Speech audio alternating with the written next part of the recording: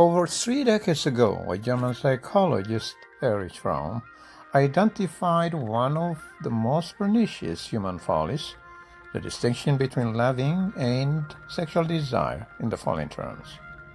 In contrast to symbiotic union, mature love is a union under the condition of preserving one's integrity and one's individuality. Love is an active power in man, a power that breaks through the walls that separate man from his fellow man, which unites him with others.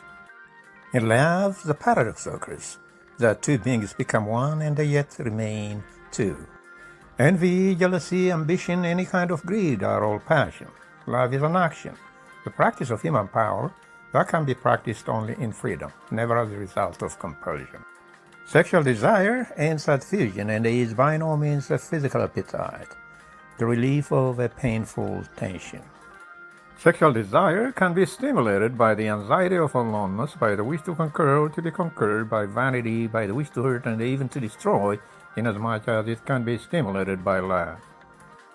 Because sexual desire is in the minds of most people, coupled with the idea of love, they are easily misled to conclude that they love each other when they want each other physically. The myths and the mystics of love and the sexual desire points to how human cultures have long romanticized and spiritualized these intense emotions. Likewise, sexual desire gets wrapped in ritual, taboo, or divine meaning. These framings can elevate human experience, but also obscure it. Love isn't just affection. It is often cast as destiny, transcendence, or sacred union. Likewise, sexual desire gets wrapped in ritual, taboo, or divine meaning. These framings can elevate human experience, but also obscure it.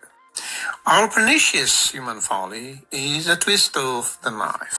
It suggests that despite all the mysticism, we may be deluding ourselves that these powerful forces, though often idealized, lead us into irrationality, suffering, or even self-deception. Folly makes it a tragic flaw, one we seem doomed to repeat. Altogether, the phrase feels like a critic of how human clockrow primal drives in the language of myth and magic, perhaps to make them feel nobler, or to avoid confronting their chaotic truth. It walks a fine line between reverence and disillusionment. My question to you, therefore, is, do you lean towards this cynicism?